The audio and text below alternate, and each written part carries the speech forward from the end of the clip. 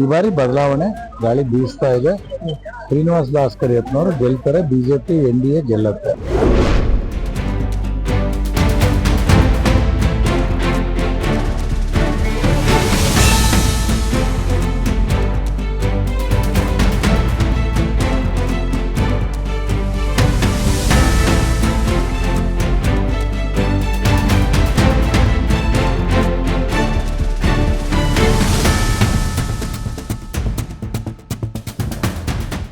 ಹೇಗೆ ಅನಿಸ್ತಾ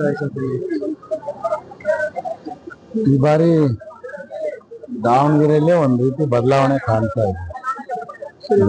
ಪಂಚ ಗ್ಯಾರಂಟಿ ಯೋಜನೆಗಳು ನಮಗೆ ಶಕ್ತಿ ಕೊಡುತ್ತೆ ಅಂತ ಇಲ್ಲ, ಅದು ಆ ತರ ಏನಿಲ್ಲ. ಜನರ ಮನಸ್ಸು ಬದಲಾಗಿದೆ.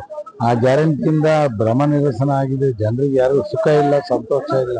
ಇವತ್ತು ದುಡಿಯೋ ಕೈಗಳಿಗೆ ಶಕ್ತಿ ಕೊಡಬೇಕು ಹೊರತು ನೀವು ಕೂತ್ಕೊಳ್ರಿ ನಾವು ಕೊಡ್ತೀವಿ ಅಂತಂದ್ರೆ ಜನ ಹಾಗೆ ಸಾಕಾಗಿದ್ದಾರೆ. ಖಂಡಿತ ಈ ಬಾರಿ ಬದಲಾವಣೆ ಗಾಳಿ ಬೀಸ್ತಾ ಇದೆ. ಶ್ರೀನಿವಾಸ್ ದಾಸ್ ಕರಿಯತ್ನವರು ಗೆಲ್ತಾರೆ, ಬಿಜೆಪಿ NDA ಗೆಲ್ಲುತ್ತೆ. ಸರ್ಕಾರ ಇದೆ, ಎಂಟೈರ್ ಸಚಿವರೇ ಬಂದು ಇಲ್ಲಿ ಜನರ ಮನಸ್ಸು ಮಾಡಿದ್ರೆ ಯಾರು ಬಂದ್ರಿ ಏನಪ್ಪ? ಜನರ ಕೈಯಲ್ಲಿದೆ. ಮತದಾರನೇ ಪ್ರಭು, ಇಲ್ಲಿ ಮತದಾರನೇ ಮಾಲೀಕ, ಪ್ರಜಾಪ್ರಭುತ್ವದ ಮಾಲೀಕ.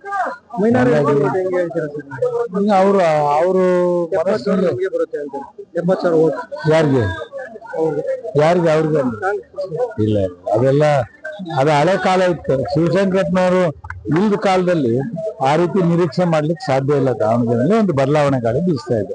ಬಿಜೆಪಿ ಅಭ್ಯರ್ಥಿ ಬಹುಮತದ ಅಂತರದಲ್ಲಿ ಗೆಲ್ತಾರೆ. ಮತದಾರರಿಗೆ ಇಷ್ಟಪಡ್ತಾರೆ.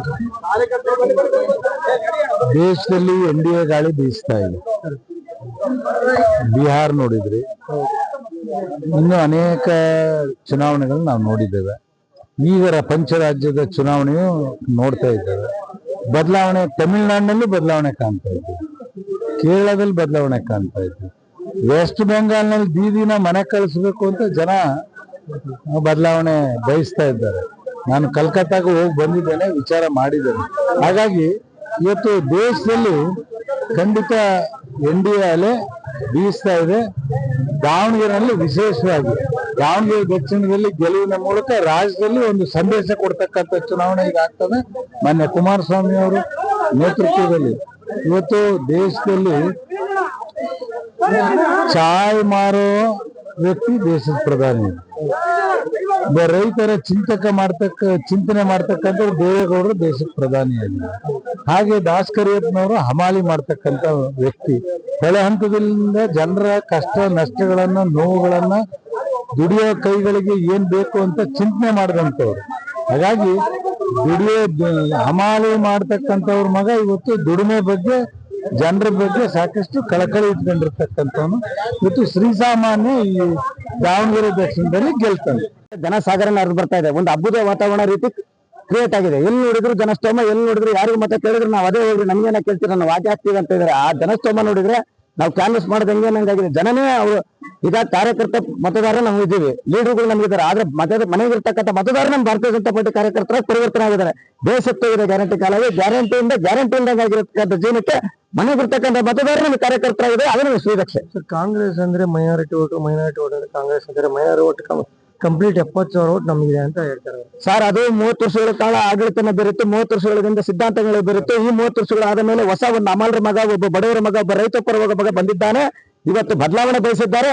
ಎಲ್ಲವೂ ಸ್ವಾರ್ಥಕ್ಕೆ ಬಳಸ್ತಾರೆ ಅಂತ ಅವ್ರಿಗೂ ಗೊತ್ತಾಗಿದೆ. ಅವ್ರಿಗೆ ಅವಕಾಶ ಸಿಗಲ್ಲ, ಅವ್ರು ಅವಕಾಶ ವಂಚಿತರಾಗಿದ್ದಾರೆ ಅಂತ ಅವ್ರಿಗೂ ಗೊತ್ತಾಗಿದೆ.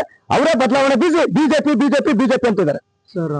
ಸರ್ಕಾರ ಅವ್ರದೇ ಇದೆ, ಪಂಚ ಗ್ಯಾರಂಟಿಗಳು ಯೋಜನೆ ಇದೆ, ಫ್ರೀ ಸ್ಕೀಮ್ಸ್ ಇವೆಲ್ಲ ಕೊಡ್ತಾ ಇದೀವಿ. ಹಾಗಾಗಿ ಜನರು ನಮಗೆ ಒಲವು ತೋರಿಸ್ತಾರೆ ಸರ್. ಈಗ ಮೂಗಿಗೆ ಬೆಣ್ಣೆ ಹಚ್ಚಿದ್ರು, ಗೊತ್ತಾಯ್ತು ತುಪ್ಪ ಅಲ್ಲ ಬೆಣ್ಣೆಲ್ಲ ದಾಲ್ಡ ಬಿದ್ದಿದೆ ಅಂತ.